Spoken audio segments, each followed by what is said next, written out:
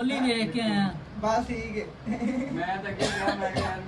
ਸਾਡੀ ਮੋਟਰ ਇੰਨੀ ਮੈਂ ਚੱਕੀ ਤਾਂ ਯਾਰ ਖੁੱਲੀ ਵੇਖ ਕੇ ਆਇਆ ਸਾਡੀ ਮੋਟਰ ਚੱਟੀ ਕੇ ਮਾਰੀ ਤਾਂ 2 ਸਾਲ ਚੱਲ ਗਈ। ਉਹ ਕਾਲੀ ਹੋਈ ਪਈ ਮੁਕੰਮਲ ਸੈੱਟ ਸਾਰੇ ਸੜ ਗਏ ਆਹ ਸਿਲਵਰ ਚ ਸੀ ਕਿਹੜੀ ਚੀਜ਼ ਨਹੀਂ ਕਾਪਰ ਕਾਪਰ ਚੱਲਦਾ ਸੜਿਆ ਵੀ ਉਹ ਕਾਲੀ ਐਵੇਂ ਹੋ ਜਾਣੀ ਸੀ ਫਿਰ ਜੇ ਸੜੀ ਨਾ ਲੀਪਾ ਪਾ ਕੇ ਕਾਪਰ ਚੱਲ ਜਾਂਦਾ ਮੇਰੇ ਨਾਲ ਸਾਫ਼ ਕਾਲੀ ਕਰਕੇ ਬਾਅਦ ਕਾ ਧੂਆ ਫਿਰ ਜਾਂਦਾ ਹੁੰਦਾ ਸੈੱਟ ਵਿੱਚ ਬਚੇ ਵੀ ਹੁੰਦੇ ਆ ਭਾਈ ਜੀ ਇੱਕ ਦੋ ਸੈੱਟ ਵੀ ਸੜੇ ਹੁਣ ਤਾਂ ਸਾਰੀ ਵੈਨ ਨਵੀਂ ਕਰਾਉਣੀ ਪੈਣੀ ਉਹ ਤੇ ਕਰਾਉਂਦੇ ਹੋਣੀ ਤੇ ਨਵੀਂ ਸੀ ਹਾਂ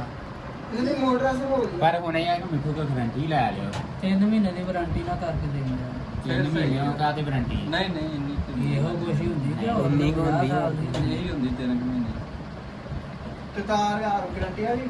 ਉਹਨਾਂ ਦਾ ਪਾਣੀ ਭਾਜੀ ਪੂਰਾ ਕਰਕੇ ਦੇਣਾ ਤੂੰ ਇਹਦਾ ਉਹ ਜੱਗੀ ਉਹਨੇ ਸੈੱਟ ਪਾਣੀ ਅੱਗੇ ਸਾਡੇ ਕਰਕੇ ਦਿੱਤੇ ਨਹੀਂ ਉਹ ਕਰ ਦੇਗਾ। ਇਨਵੇਟਰ ਤੇ ਨਹੀਂ ਮੋੜ ਕਾਰੀਗਰ ਤੇ ਬੜਾ ਸਿਰ ਥੋੜਾ ਜਿਹਾ ਯਾਰ ਮੈਨੂੰ ਨਾ ਇੱਥੇ ਆਪਣੇ ਲਾਗੇ ਜਿੰਨੇ ਵੀ ਇਲੈਕਟ੍ਰੀਸ਼ੀਅਨ ਆ ਨਾ